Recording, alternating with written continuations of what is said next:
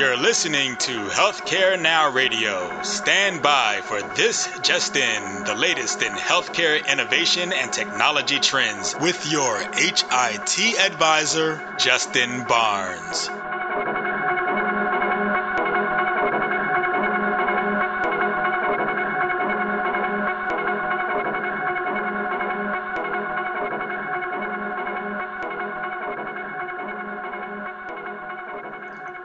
Thank you for tuning in and welcome to This Just In.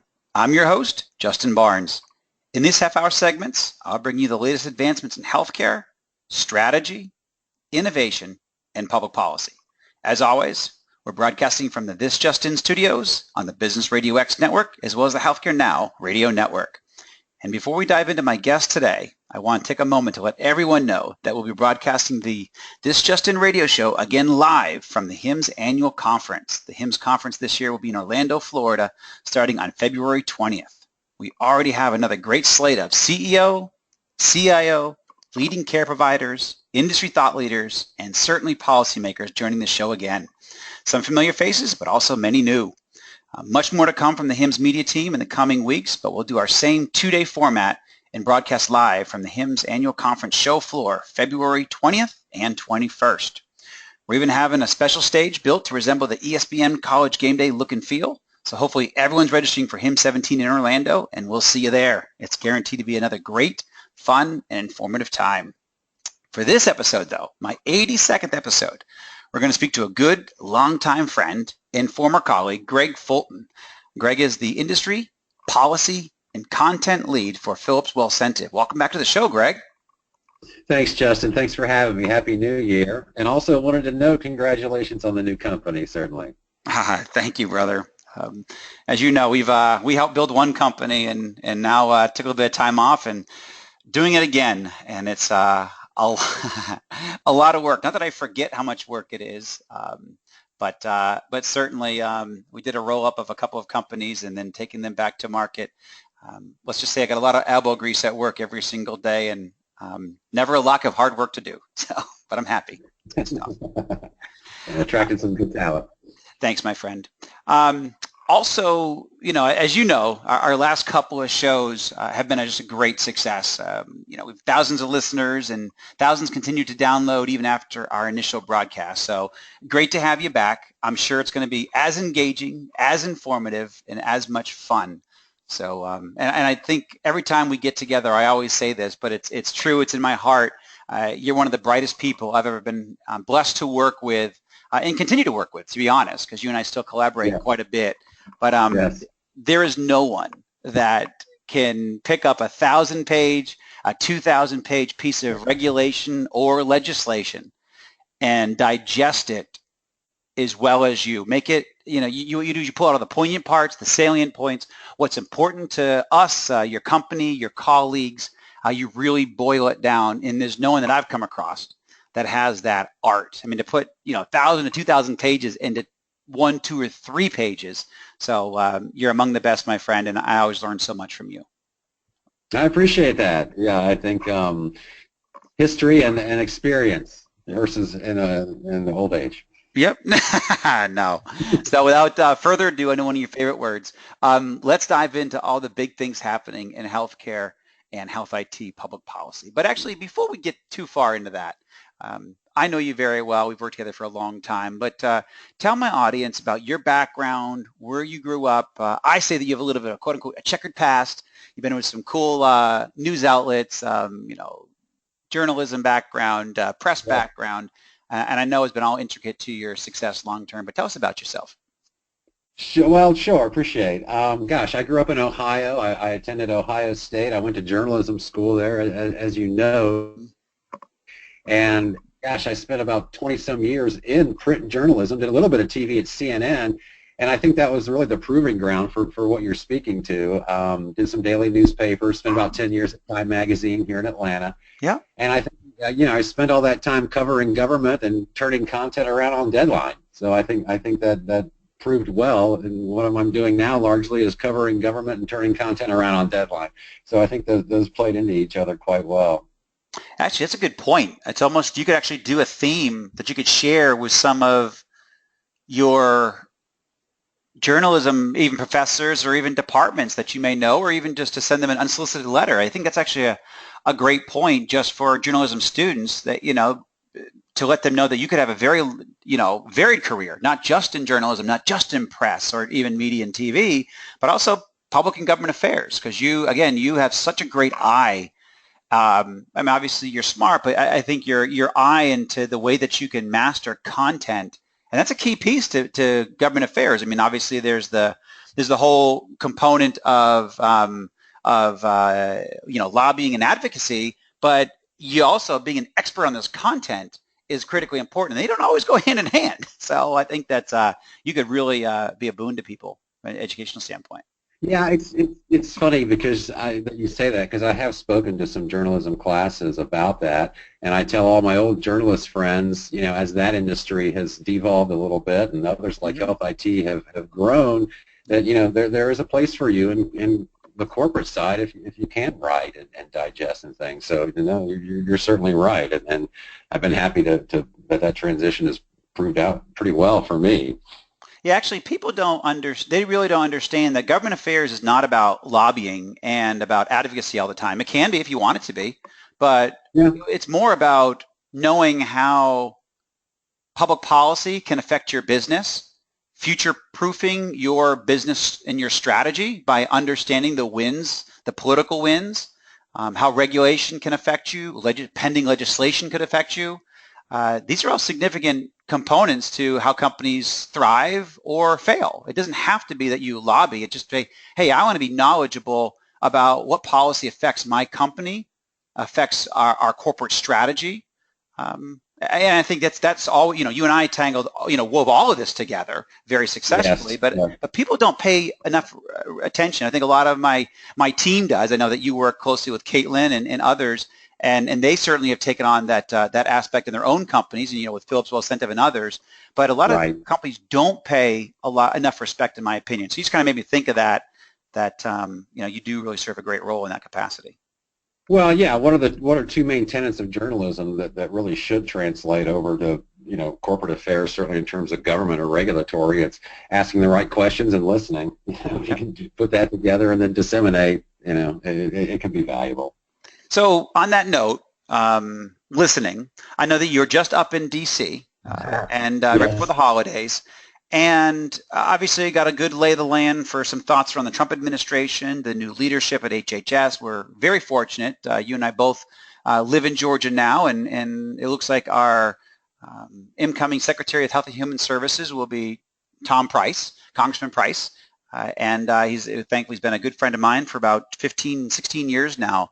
So I think that, we could be well positioned, but HHS, from the industry standpoint, I know we're going to talk about that. I think he's going to look out for our industry in some great ways, and certainly care providers, he being a care provider. But what are your thoughts on some of the new administration from HHS, but also CMS and some of their value-based care models? Because that's been under discussion, quote unquote, I would say, in the past 2-3 months.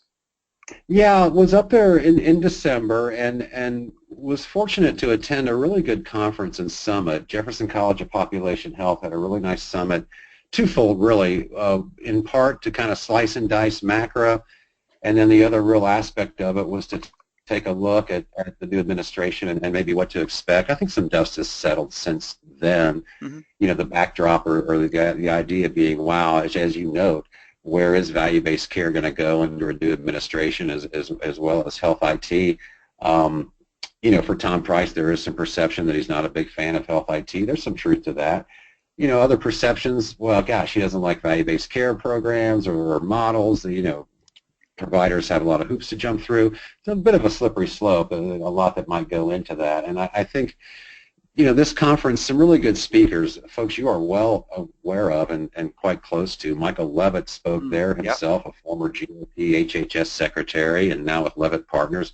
Farzad Mostashari, I should pronounce it, and folks like that well that I think gave some real good perspective. And I think on tangible takeaways, there was some real consensus that what we can expect out of value-based care models is some refinement or some physician-centric thinking in value-based care. Not that they will go away by any means. Some are certainly entrenched. I think there was an interesting consensus that we'll see the advent or a real look at more Medicare Advantage value-based care models, kind of that public-private mix there. And I've since heard that from congressional staffers, so I certainly do believe that will come along. You know, CMMI, the Innovation Center, has come under some speculation. I think Michael Levitt was grounded in saying that the analytics provided by CMMI are very worthwhile. He made the point that, you know, bundled care has made more of a return to the Medicare trust than ACOs have, some things like that. So, you know, don't look for some wholesale baby in bath water, some things like that. So I think it was a good conference. And you and I had spoken about this a little bit, and I think that more information needs to get out on, you know, again, MACRA, already a law, well established, voted for by the very leadership that will be taking over in HHS as Congress members, things like that. There's even some language in the MACRA law that provides for the creation of new value-based care models by a new committee already established that includes 6 or 7 doctors, you know, the new value-based care models that will be presented to the Secretary of HHS. So there's a lot that's entrenched. There's a lot that's coming that I think will dovetail nicely into a refinement type of process more than anything more disruptive, I think, to that. Yeah, actually, and you and I spoke a little bit about this off air, that, you know, MACRA and certainly the MIPS and the QPP, the Quality Payment Program for 2017, is pretty strong. I mean, it's solid. That ship sailed. A lot of strategies in the industries, you know, supporting that. And you know, when I have heard Dr. Price speak out on this, it really is around, you know, making, ensuring. I do believe he's supportive of health IT, but he also wants to make sure that we get the most for our investment, we get the most out of innovation in this country, that we have the most usable technology possible, and that we really lessen any burdens on care providers. Again, he's an orthopedic surgeon. He has been for 30 plus years. And so, he's going to make sure, he's going to hold feet to the fire and make sure that these systems are good, they're worthy, they're innovative, they're not burdensome, they have great workflows that support the care provider and whatever their care plans are. And then also that again, ease of reporting, components like that. And I think, you know, even the current administration has done a fairly good job moving, you know, and doing everything they can. You're moving a very big industry. You're moving an industry that resists a lot of change. And so I think that we're making strides. But I think, you know, if we see changes in 2018, 2019, it'll be only for the betterment of MACRA. It'll be only for the betterment for physicians and care providers and all of us to have success out of these programs, because my goodness, we have made big investments, and we as taxpayers deserve to have very strong ROI for the $34 billion that has been invested with meaningful use, and that we continue investing in our healthcare system overall. And I think that's what I think Tom Price will be dedicated to, that type of a mantra. Yeah, I think that MACRA, it was pretty clear from the get-go that it could or should and likely will undergo annual rulemaking tweaks, and that's to be expected. So here's the opportunity you speak of to put a little bit of a face on it. You know, it hadn't been talked about a lot, really, in that MACRA law. Yet another acronym. It's called PTAC. It's the Physician-Focused Payment Model Technical Advisory Committee. That's right. That's a mouthful. Yep. But again, the General Accounting Office has already appointed its 11 members. 9 models have already been submitted through letters of intent to this. And again, if you look at the MACRA law, the criteria for these models call for the use of health IT.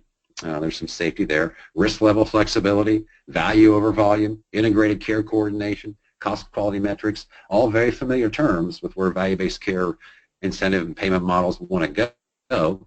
Some are specialty specifics, some are primary care, bundled payments, you know. And again, you're exactly right that this will provide a way to sort of maybe hit the refresh button on some of these programs. Yeah, no, very true and great point. And I know that was also by design, not only by the administration, but certainly by Congress, is to make sure that we do look back and look to see what's working and to see what's not working, and that we have these adjustments along the way. So, in talking about adjustments along the way, we, just recently the 21st Century Cures Act was passed, and that's been in the works for a long time. I mean, I even worked on that before I came off the Hill, and it's good to see it pass. So give us some of the tenets of that, certainly as it relates to health IT and what we've worked on in the past. Yeah, gosh, 90 pages of health IT language in it. Four things really jump out at me. I won't belabor them to death, but briefly, three of those four things that I thought were really interesting. Interoperability has always been a linchpin of it, or the holy grail of our industry since the first drafts out of the House by Rep. Burgess. And there is language on information blocking. There's a 1 million violation per incidence of information blocking. Should that come to pass?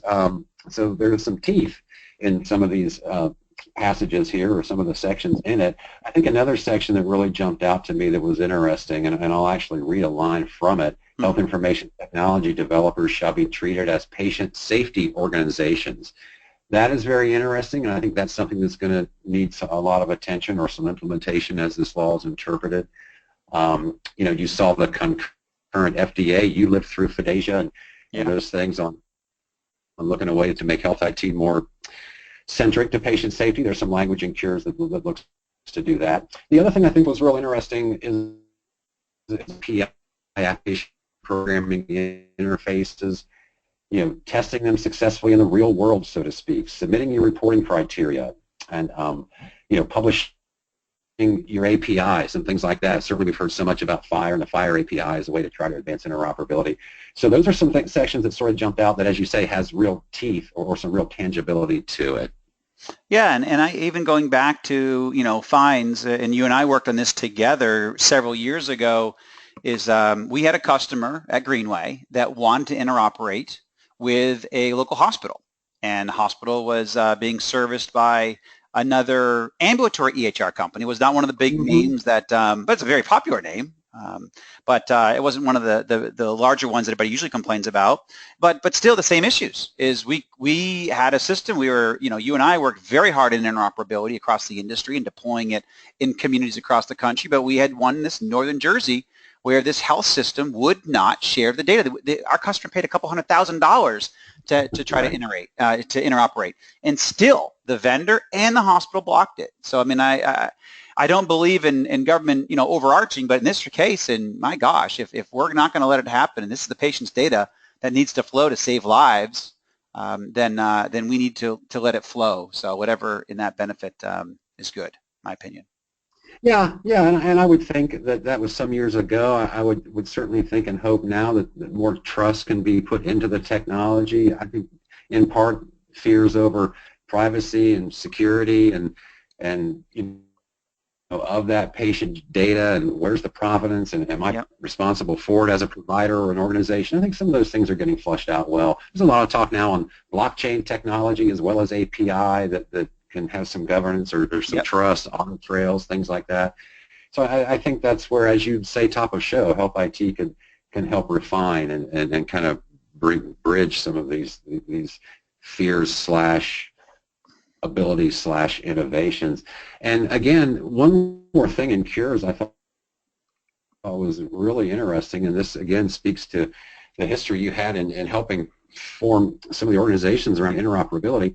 The final Cures law, in speaking to interoperability, speaks to ONC, the Office of the National Coordinator, somewhat of the interoperability czar, as well as certification they do. Final language in Cures says that ONC will develop or support a nationwide trusted interoperability framework toward widespread data exchange. Now, the point of that language is earlier versions said that ONC would develop a nationwide trusted framework. Two little words got into the last part of that law, or support.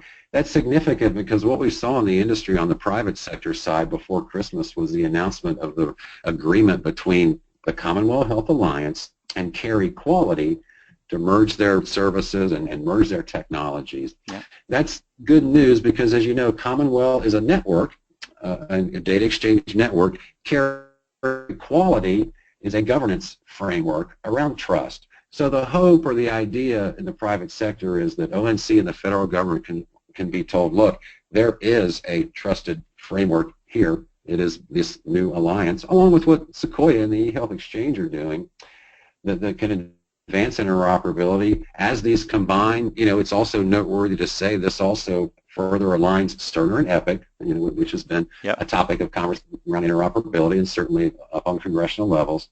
So some very deft lobbying / communication between our industry and congressional staff members to get two little words into cures. I think it's going to go a long way to support interoperability and have private sector initiatives lead the way on that, because they're here. They're working. They're underway. So I agree. I'm glad that you brought up Commonwealth and Care Equality, as you mentioned. I was part of the formation, the founding of both of those groups, and just recently rolled off the board of Sequoia Project, so which operates Care Equality. So yeah, I mean, I was glad to be along for the ride as you helped form those organizations, and then I think they're going strong. Yep. My current company has become a member as well.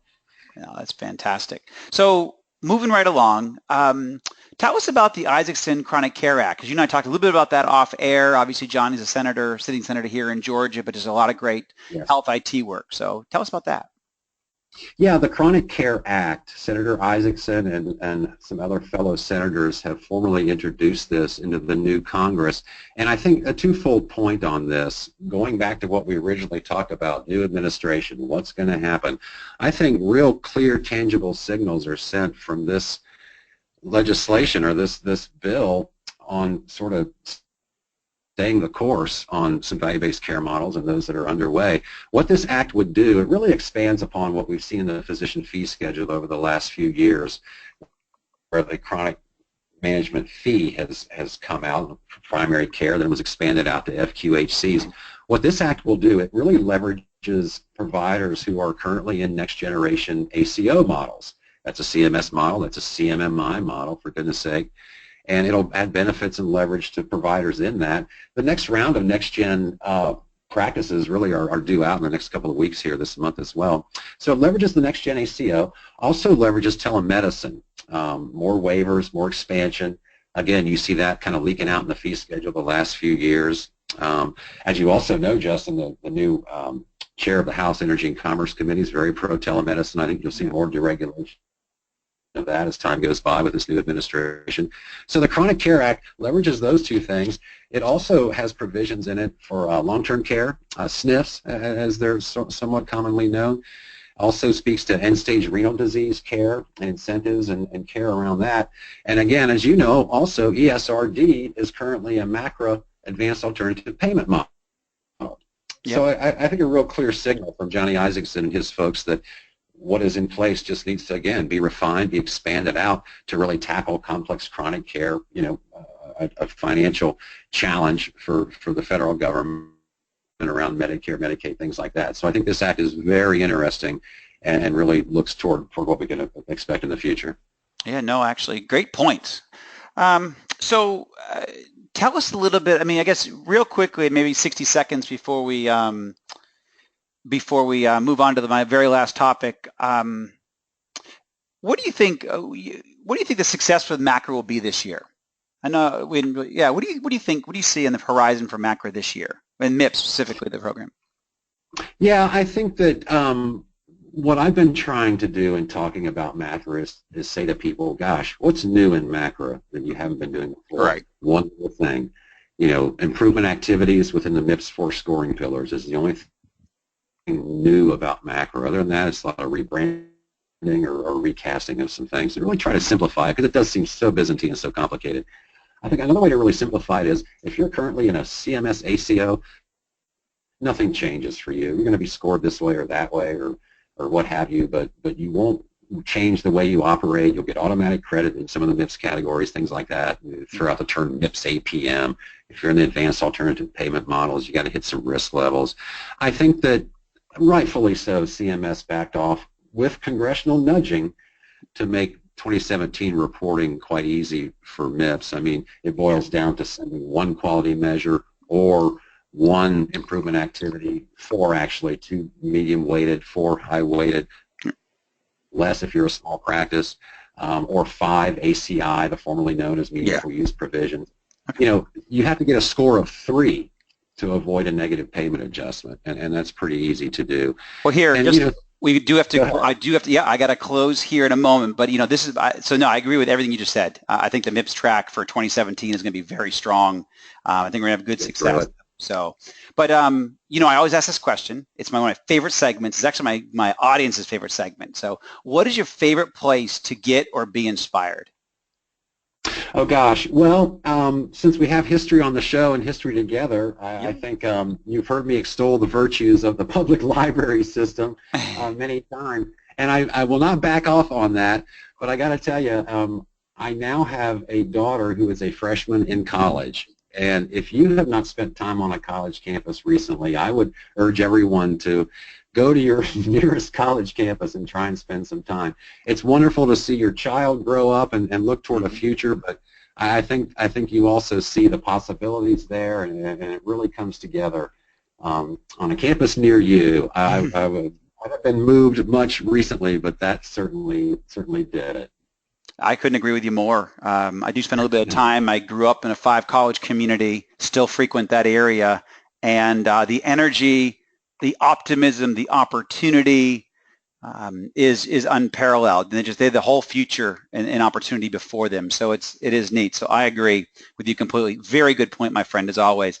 Hey, it's always great to have you on the show, my friend. I truly appreciate you taking the time out of your busy schedule to join the show. You always do. I think this is your 4th or 5th appearance, however we want to count it. You've done a lot of different airtime with me. So thank you again, my friend. Anytime. Everyone should come back and pay ode to their mentor. Amen. Thank you, my friend. And thank you to everyone for listening and joining us today. Please tune in weekdays at 2:30 p.m. Eastern, 11:30 a.m. Pacific. And as always, you can track me on Twitter at HIT Advisor and use the hashtag #ThisJustIn so we can respond to your comments from the show. And as always, my content's posted at justinbarnes.com. Thanks, everyone. Have a terrific week, and hopefully we'll see you all at HIM 17 in Orlando. Stop by the show.